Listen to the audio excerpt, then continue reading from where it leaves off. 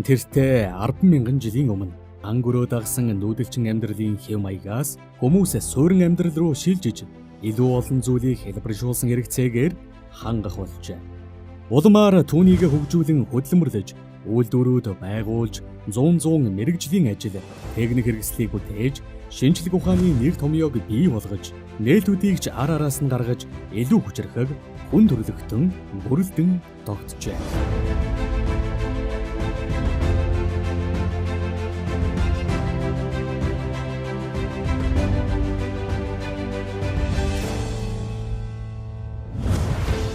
(1921-с 1960 он) Монгол улс.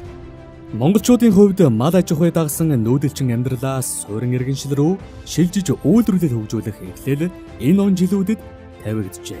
Модны үйлдвэр, шохоо тоосгоны завод, дизель цахилгаан станц, төмрийн завод, ноос угаах механикчсан фабрик, баяжуулах үйлдвэрүүд байгуулагдаж, импортыг орлох баялаг, олон тооны ажлын байрч энэ үед бий болж эхэлжээ. 1975-аас 1990 Монгол улсын үйлдвэрлэх хүчин бат бөх үндэс ураа тавьж 5 жилийн төлөвлөгөөтэй 15 жилийн их бүтээн байгуулалт хийгдсэн он жилүүд. Эрдэнэт болон уул уурхайн олон үйлдвэрүүд, 4-р цахилгаан станц зэрэг эрчим хүчний үйлдвэрүүд, дэд бүтцийн хамт, орон сууцны хорооллууд, үр тариа хүнсний ногоо тариалах аж ахуйнууд, техник үйлчилгээний төвүүд, арьс шир ноос ноолуур боловсруулж, бэлэн бүтээгдэхүүн гаргаж, дотоод гадаа зах зээлд борлуулах хөнгөн үйлдвэрүүд энэ үед бий болжээ. Мөн мэрэгжилтэй боловсон хүчин бэлтгэх их дээд сургууль, техник мэрэгжлийн сургуулиудыг барьж байгуулах томоохон ажилч өрнсөн байна.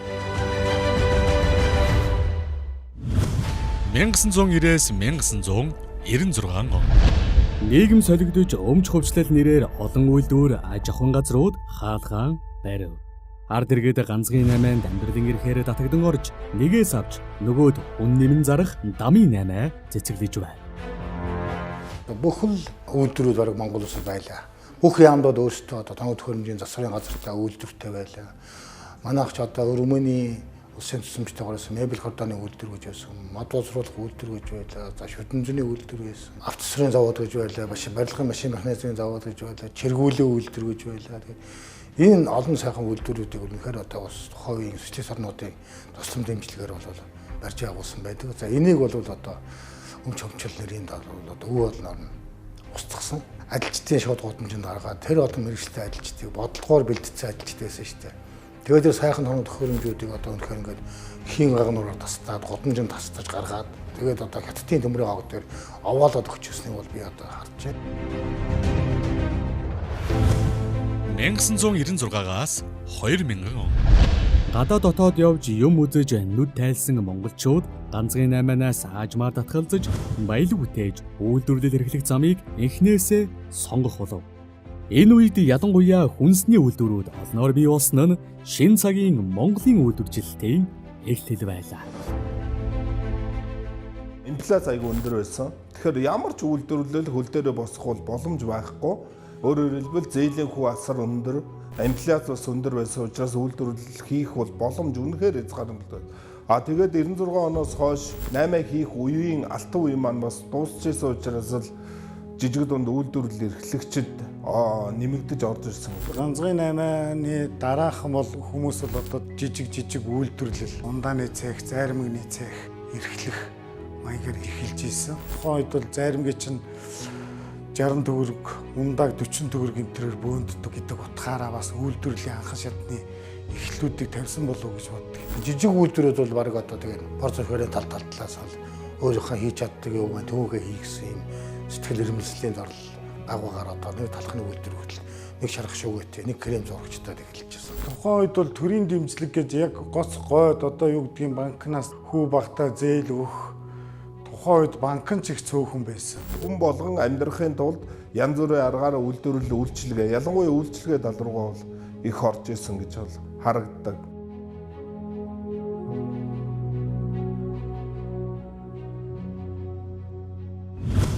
(2000-аас 2015 он) Үүнээс хойш Монголд өрхийн бичил жижиг дунд үйлдвэрлэгч гэх нэр томьёо бий болж үйлдвэрүүд ч нэмэгдлээ.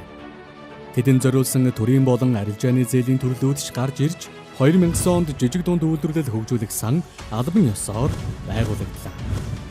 Жижиг дунд үйлдвэрлэгчдийн асуудал эрхэлсэн төрийн байгууллагууд ч бий болж цогц биш тусгайлсан бодлого хэрэгжиж эхлэв.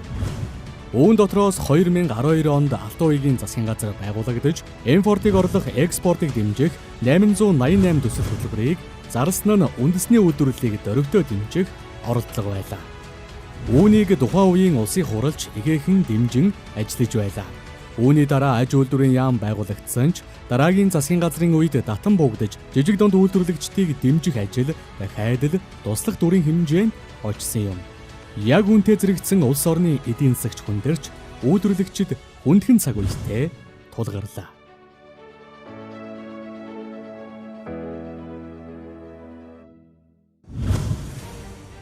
(2015 он) эдийн засгийн хямралыг даван туулахын тулд жижиг дунд үйлдвэрлэгчид ч нийгэмч эрвих дэрвихээр л зүтгэж байлаа. Хамгийн ихний ээлжинд бие биенээ дэмжих нь боломжит гарч байсан юм. Тиймээс үндэсний үйлдвэрлэгчид баялаг бүтээгчдэд дэмжих аян МАС агентлаг, ETV, МАС телевизүүд 2015 оноос улс орон даяар санаачлан эхлүүлсэн нь үр дүнгээ өгсөн юм. 2014-15 онууд бол эдийн засаг маш хүндэрсэн. За бизнесийн байгууллагууд маш хүндэрсэн. Манай МАС медиа группийн захирлууд ярьж байгаад бид хамтдаа нэг шийдвэр гаргасан нь ерөөсөө энэ Монголын жижиг дунд үйлдвэрлэгчдийг дэмжийе. Гэхдээ эхний удаа хөдөө орон нутгийн 100 аж ахуйн нэгж, нийслэлийн 100 аж ахуйн нэгж ингээд нийт 200 байгууллагыг өн төлбөргүй сурчдаа гэж манай медиа группийн медиа захирлууд ярьж шийдээд тэгээд 2015 оны 1 сарын 1-ээс одоо томилтын ажилдаа гарч ийлаа.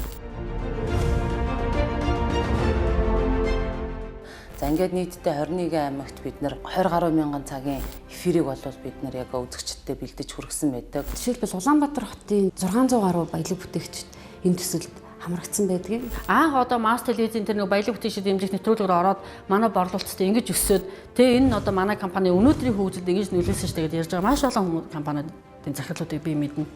Тэрний нэг ч гэсэн манайх өөрөө Дундгов аймгаас бол одоо махны чиглэлийн 3 үнэтэйлийн ферм үйл ажиллагаа явуулж исэн. Олон нийтэд таниулаад эхлээд жилийн дараа очиход бол 20 гаруй ферм нөрөгдсөн, 20 гаруй үнэтэй цаашдаа одоо сүүний чиглэлээр үйлдвэр байгуулна гэд төсөл бичээд оролцож илаа. Гэх мэт одоо олон жишээнүүд байна. Бүс нутгуудад ер нь үйлдвэр үйлчилгээ ямар чиглэлүүд байдیں, тэднэрт тусгаасан онцлог шинжүүд юу байдیں, жижиг дунд үйлдвэр үйлчилгээ эрхлэгч нар Монголд ер нь үйл ажиллагаагаа явуулахад үндэс суурь нь хэр байдیں, за төрөөс тэднийг хэрхэн дэмждгийг, тэднэрт тулгарч байгаа бодлого ямар алдаанууд байдیں гэх зэрэг маш олон зүйлүүдийг бол энэ төслөөрөө бид нар харуулж чадсан гэж боддог. Баялаг бүтээгч гэдэг үг нийгэм танигдж, баялаг бүтээгчдийн үнцийг нээгч нийгэм ойлгож эхэллээ. Борлуулалт ашиг орлогоч гэсэн нөлөө өгөв. Гэхдээ энэ бол дөнгөж эхний алхам байлаа. Цаашид үйлдвэрлэлээ үргэлжлүүлэх шинэ шатнд гарах хөгжих шаардлага зүй ёсоор тулгарч байна. Үүнд дан ганц ард иргэд олон нийтийн байгууллагын дэмжлэг хангалтгүй төрийн оролцоо бодлого шаардлагатай байсан юм. Яг эндээс баялаг бүтээгчдийг дэмжих холбоо байгуулагдах хэрэгцээ шаардлага үүсч нийгмийн захиалгаар үүссэн баялаг бүтээгчдийг дэмжих холбоо идүүгээ мэрэгжлийн холбоодоос хамгийн өргөн хүрээнд тогтвортой үйл ажиллагаагаа явуулж байна. Баялаг бүтээгчдийг дэмжих холбоо төрийн бус байгууллага нийгмийн захиалгаар баялаг бүтээгчдийн өөрсдийн хүслээр ингээд нийгэмд бий болсон ийм холбоо юм байна. Жижиг дунд үйлдвэрлэл эрхлэгчдийн дуу хоолойг төр засагт хүргэх, төр засгаас гаргаж байгаа шийдвэрийг баялаг бүтээгч жижиг дунд үйлдвэрлэл эрхлэгчдэд хүргэх ийм гүүр болох холбоо хэрэгтэй байсан юм. Тэгээд одоо манай хэсэг нөхөд энэ холбоог үүсгэн байгууллаа гэдэг. Ялангуяа манай холбооны ерөнхийлөгч Даваа хоёрын санаачлагаар эхэлсэн байна. Жижиг дунд үйлдвэрлэгч бид нар нэг юм эзэнтэй болж байгаа юм шиг санагдсан шүү дээ. Бид нар тэнд ингээд нэгдээд нийлээд ингээд нэг цул олгоод ингэх боломж гарч байгаа юм байна. Тэр нь айгүй тийм нөгөө тухайн ингээд үйлдвэрч надад бол айгүй үнцэн нэмжсэн. Бизнес бид нар ч одоо нөгөө өөрсдийгөө эрх ашигыг хамгаалуулах, өөрсдийгөө дуу хоолойг төрдөө хүргэх зорилгоор ингэж эвлэлтэн нэгдэж явах зүйтэй байна гэдгийг л ойлгосон. Тэрээс жилд ерөөсө хамгийн багадаа 10 хэдэн удаа өдөр зүйл хуралдана. Нэгээс 2 удаа салбар хороод хуралдана. Жилд одоо 1 удаа эсвэл 2 жилд 1 удаа баг хурал маань хуралдана. Хурал болгоноор тодорхой асуудлыг шийддэг. Тийм одоо нөхцөл байдалтай бид нар ингээд ажиллаад өнөөдөр бид нар энэ салбарт орж ажилласнараа бас нэлээд их бас туршлага хуримтуулж байгаа л да. Баялаг бүтээгчдийг дэмжих холбоо маш тууштай доктортой ажилласныг нотлох жижигхэн жишээ бол тус холбооны удирдах зөвлөл болон аймагуудын салбар хороодын дарга нарын 90% нь 5 жилийн хугацаанд доктортой ажиллажээ. Энэ нь ч холбооны ажлын үр дүн нөлөөлсөн байна. Тухайлбал жижиг дунд үйлдвэрлэл эрхлэгчдэд тулгардаг нийтлэг асуудал Монголд зээл санхүүжилт байсаар ирсэн бөгөөд өнөөдөр ч ийм л байна. Одоогоос 5 жилийн өмнө Монголд жижиг дунд үйлдвэрлэлийг дэмжих сангаас гадна сум хөгжүүлэх сан үйл ажиллагаагаа явуулж эхэлсэн байлаа. Харамсалтай нь энэ сангийн төсөөлөл санхүүжилт жинхэнэ эцэстдээ тэр бүр хөдөлгөөгөөс үр дүнч сайнгүй байна. Иймээс сум хөгжүүлэх сангийн төсөөлөл сонгон шалгаруулах багт баялаг бүтээгчдийг дэмжих холбоо төлөөлөлөө оруулан ажиллуулсан нь үйлдвэрлэгчдийнхээ эрх ашигыг хамгаалсан эхний томоохон ажил байлаа. 2015 оны 12 сард сум хөгжүүлэх сан засгийн газраас тогтоол гаргаад сум хөгжүүлэх сангийн зээл олголт болон зээлийн хяналтанд баялаг бүтээгч дэмжих холбооны төлөөлөл оролцохыг бол тавьснаар өмнө нь энэ сум хөгжүүлэх сангаар эргэлдэж ирсэн мөнгө, хөрөнгө, захиран зарцуулалт, хяналт эднээс байхгүй байсныг л бий болгож ирсэн.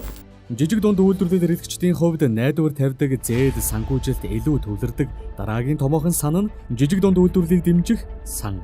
Тус сан 2000 онд албан ёсоор байгуулагдсанаас хойш өнөөдрийг хүртэл 800 гаруй тэрбум төгрөгийн зээл тусламжийг жижиг дунд үйлдвэрлэлүүдэд олгожээ.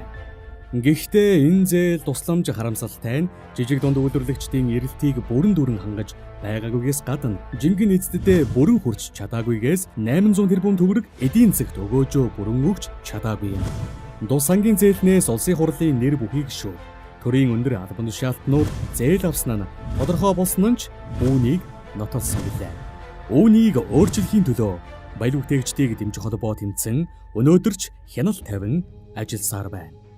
За манай Монголын аль түмэн мэдж байгаа 2018 онд улс төрчид жижиг дунд үйлдвэрлэлийг хөгжүүлэх санд төсөөлсөн мөнгийг одоо өөрсдийнхөө мэдээллийн давуу талаа ашиглаад өөрсдийнхөө болон өөрсдийн хамааралтай компаниудаар авч ирсэн нь тухайн үед хэвлэр бүтэн жил шуугсан шүү дээ.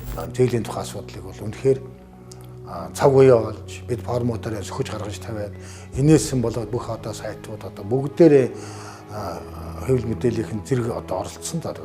Энд бол үнэхээр бид туучаж ажилласан нь бол ойлгомжтой. 2018 оны 12 сарын 25-ны өдөр хариуцлага нэхэх ард түмний жагсаал гэдэг бас Сүхбаатарын талбай дээр том жагсаал хийж төрийн өндөрлөг болон улс төрчдөд тэр жагсаалаас гарсан шаардлага бол хүргүүлж байсан.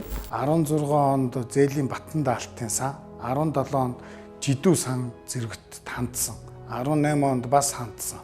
Тэгэд ер нь бүтээгүй жидүү сан өөрөө нөгөө зохих ёсныхоо эзэдүүдэд хүрдгүн байна гэдгийг би сүүлд ойлгож байгаа байхгүй. Тэр жижиг дунд үйлдвэрийн асуудал сөхөгдөөд гараад ирэхэд бол үнэхээр гутарсан бэ. Өмнөх тэнцээгүй манай төс шалгараагүй гэсэн 3 жилд би хичнээн ингээд бухимдажсэн ч гэсэн за яг манайх биш юмаа гэхэд өөр шаардлагатай үйлдвэрүүдэд очисон байгаа үсттэй гэж бодоод би өнгөрдөг байсан. Гэтэл энэ нь бүр юу миний хүсэжсэн нэг мөнгөний дэргэд бүр хэд нугалсан амар өндөр дүнгээр тэгсэн мөртлөө жижиг дунд үйлдвэрийн бизнес эрхэлдэггүй тийм хүмүүс авсан байсан үнэхээр урам зориг бол маш их мохсон доо.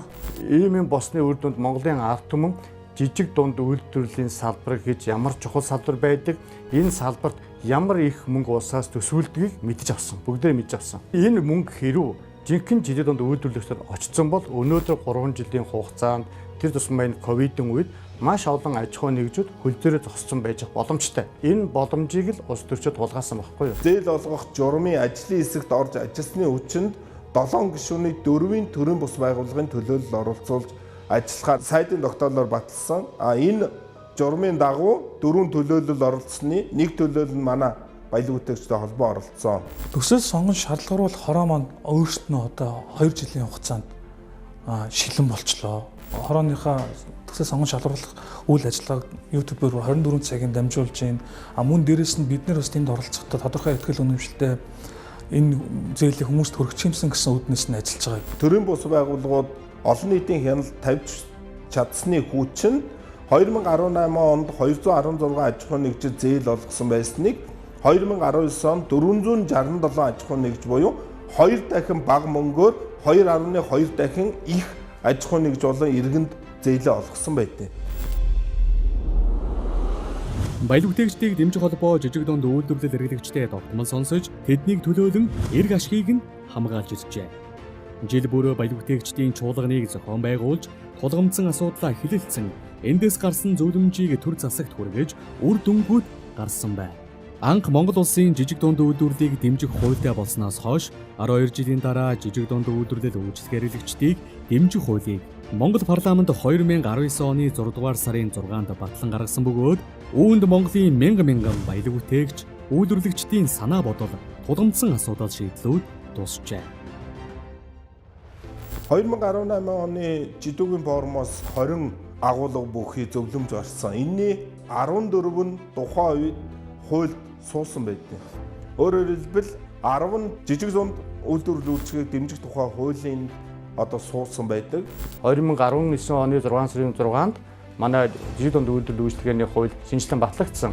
Улсын их хурлын гишүүн Т. Ганбаатарын санаачлагаар манай баялаг бүтээгчдийг дэмжих холбоо энэ дээр итэх хөлөн оролцож форум зохион байгуулж мөн одоо хилцүүлгүүдийг хийж ээж бүхэл бүтэн 2-3 жил дуншиж явж ээж жижиг дунд үйлдвэрлэлийг дэмжих тухай хууль маань одоо батлагдах жишээтэй. Энэ хууль батлагдсан гарахад бол бичил жижиг дунд гэж жижиг дунд үйлдвэрлэл эрхлэгчийг ангилж өгсөн. Өмнө нь бас иргэн бас жижиг дунд үйлдвэрлэл эрхлэгч аж ахуй нэгж бас жидүү эрхлэгч гэж байсан бол одоо сая батлагдсан хуулиар бол иргэн нь хасагдаад иргэн бол хөдөлмөр эрхлэлтийг дэмжих сантай холбоотой буюу хөдөлмөр эрхэлж байгаа гэдгээр хуурай хөдөлмөр эрхэлж байгаа аж ахуй нэгж бол жижиг дунд үйлдвэрлэл эрхлэж байгаа гэж зааг ялгааг бас салгаж өгсөн байгаа. Жижиг дунд үйлдвэрлэл үйлчлэгээ дэмжих хуулийг дагалдаад гарсан засгийн газрын тусгай сангийн хуулинд жижиг дунд үйлдвэрлэлийг хөгжүүлэх санд жил болгон улсын төсвийн хөрөнгө оруулалтын 10%-ийг 2030 он хүртэл олгоно гэсэн энэ заалт хамгийн чухал заалт байсан байхгүй.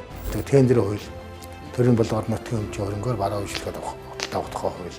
Энд хуулинд бол онцгой чухал өөрчлөлтүүдийг одоо оруулсан жижиг дунд үйлдвэрлэлийн зориулалтын бараа бүтээгдэхүүн үйлдвэрлэж байгаа компани аж ахуй нэгжийг тендер шалралтанд одоо тусад нь багцдах, шууд гэрээ байгуулах энэ төр гэсэн ийм чухал хуулийн заалтуудыг оруулж өгсөн. За энэ бол тухайн үед бол байхгүй байсан тендер хуулиудад огт байхгүй байсан шинэ заалтууд оруулж өгсөөр бол бид импортын бараас хотоодын үйлдвэрлэлийн барааг хангах тал дээр бол энэхээр хуулинд бол суулгаж өгснөөрөө бид их давуу тал болсон. Энэ бол маш амжилттай хууль болсон.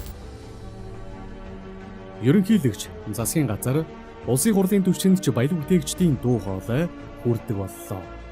Улсын хурлын дарга жил бүр улсын төсөв батлагдахын өмнө үйлдвэрлэгчдийн санаа бодлыг сонсох уулзалтыг зохион байгуулж гиснээс гадна улсын хуралд үйлдвэрлэгчдийн байнгын хороог шинээр байгуулан ажиллаж байна.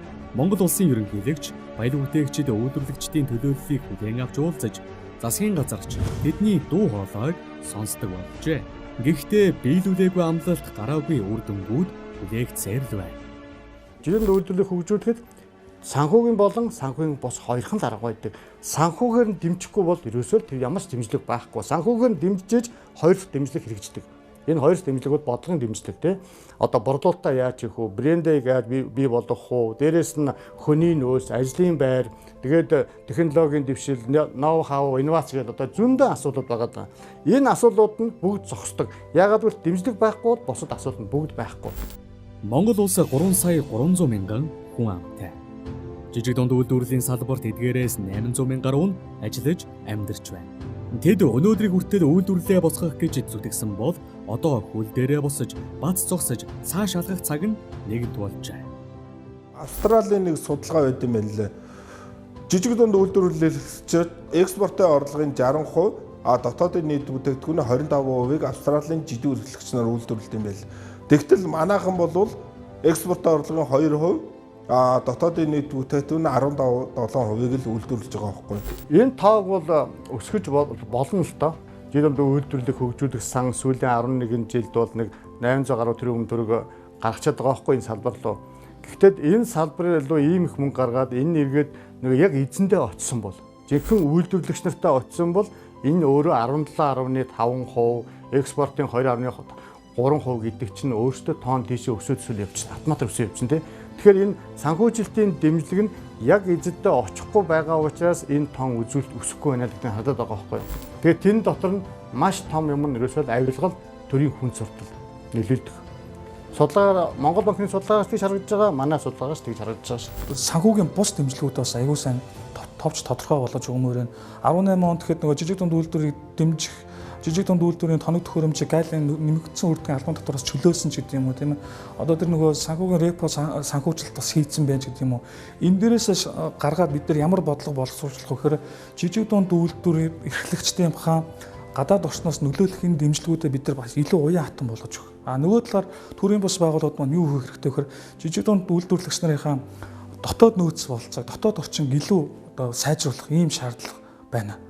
Энийг одоо төрийн байгууллага, төрийн бус байгууллагууд нийлээд хамтраад хийждэг ийм жишээ рүүгээ орох хэрэгтэй. Үүн дээр дэлхийд дахинд COVID-19 хэмээх шин сорилт тулгарлаа. Монголчуудыг ч энэ сорилт тойрсонгүй.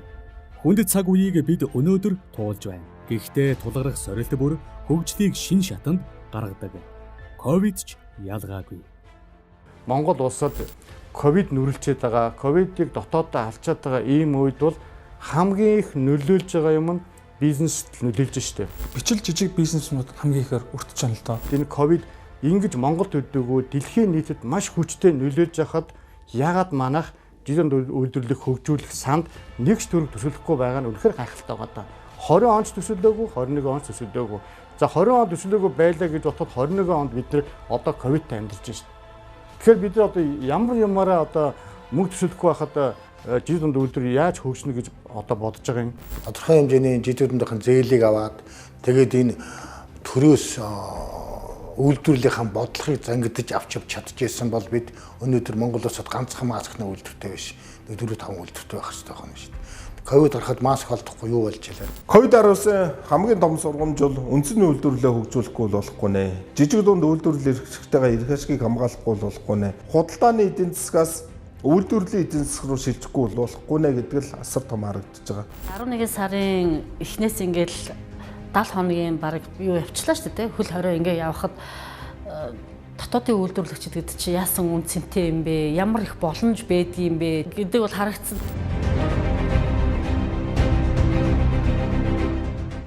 Хүн хэдийгээр үйлдвэрлэл эрхэлж баялаг бүтээж байгаач түүнийг бүтээх эцсийн зорилго нь эргээд хүнийхээ төлөө юм. Тиймээс Монголын жижиг дунд үйлдвэрлэлч хувьсан өөрчлөгдөж байгаа дэлхийн ертөнц нийгэм хүнийхээ хүсэл захирагдан хөгжих шаардлага байна. Энэ бол шинэ технологи хурдан шуурхай захим үйлчилгээ хүн байгаль дээлтэй бүтээгдэхүүн. Асар хурдтай хувьсан өөрчлөгдөж байгаа нийгэмд хүний хэрэгцээ багасж байгаач хүний оюун ухаан, ухамсар, үн цэнтэй хിവэрл байна. Монголын жижиг дунд үйлдвэрлэгчид баялаг бүтээгчдэж энэ зам руу орж явна. Үйлдвэрлэл хөгжчихэд түүний цаана маш их ажлын байр бий болдог. Улсад маш их хэмжээний татвар төлөгддөг. Тэгээд энэ их ач холбогдолыг харахаар бол энэ жижиг дунд үйлдвэрлэлийг л дэмжмээр байгаа юм л да. Дэлхий дээр ямар технологи хөгжиж байна уу, ямар мэдээлэл байна уу, ямар үйлдвэрлэл хийж байна уу, дэлхий хаашаа явж байна уу гэдгийг мэдээллийг авахын тулд мэдээллийг авч ижил энийг бодлогоор хөгжүүлэхгүй бол болохгүй. Одоо нэг сайн тал нь жижиг дунд үйлдвэрлэлийн газар гэж байгуулсан.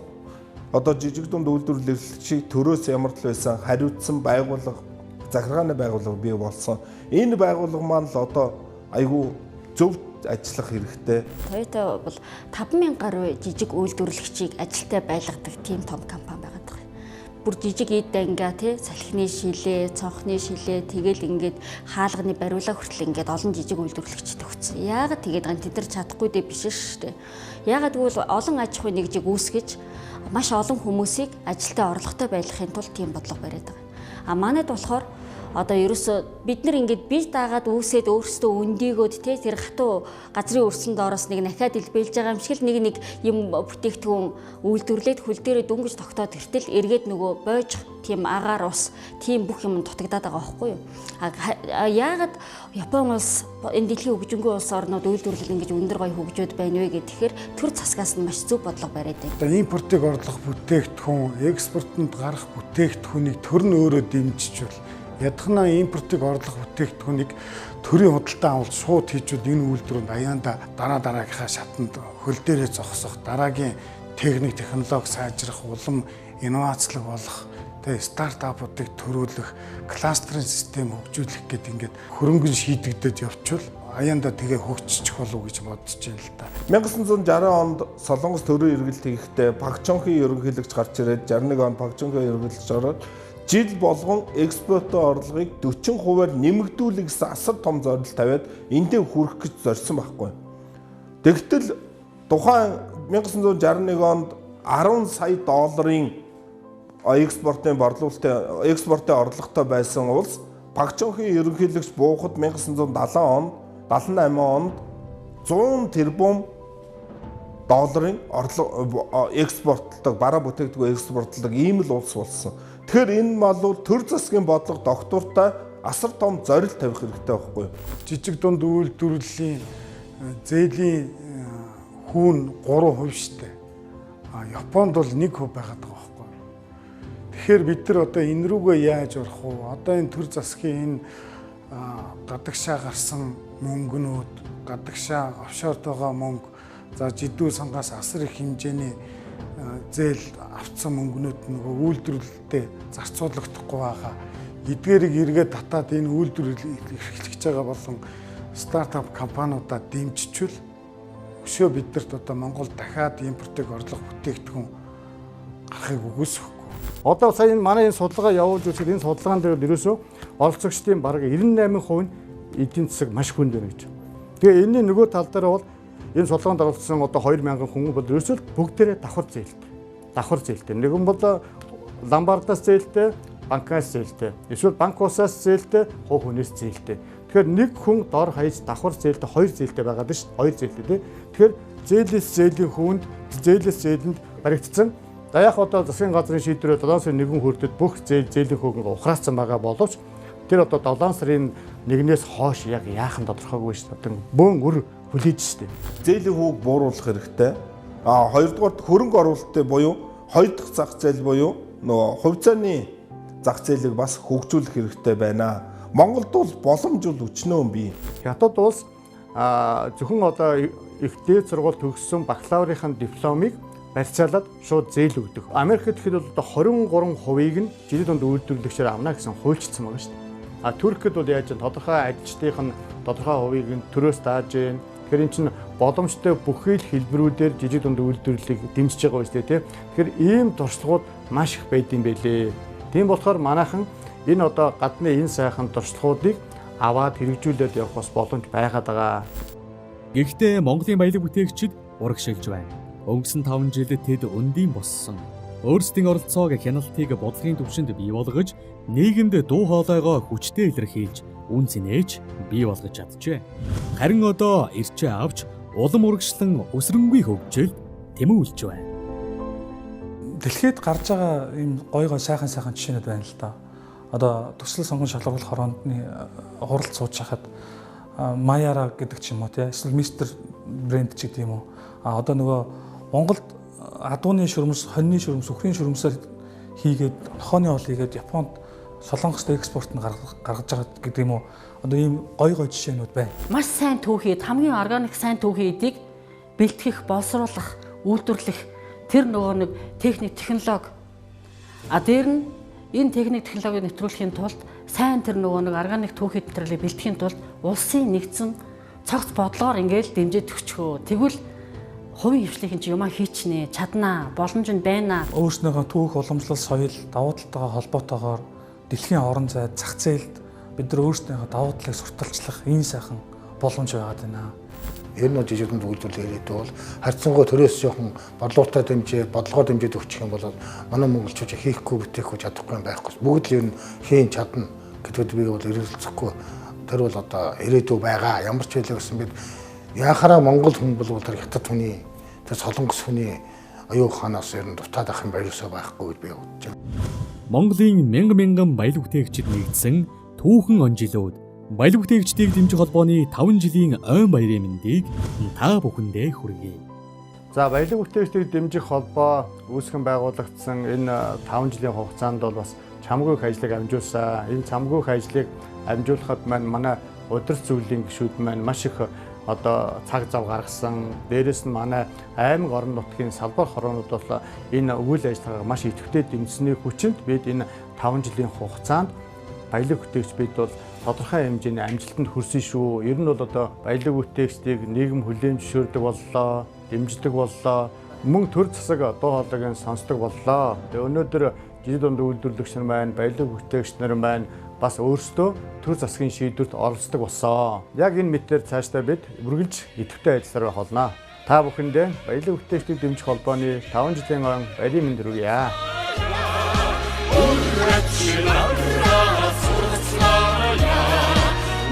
Fiction jargon.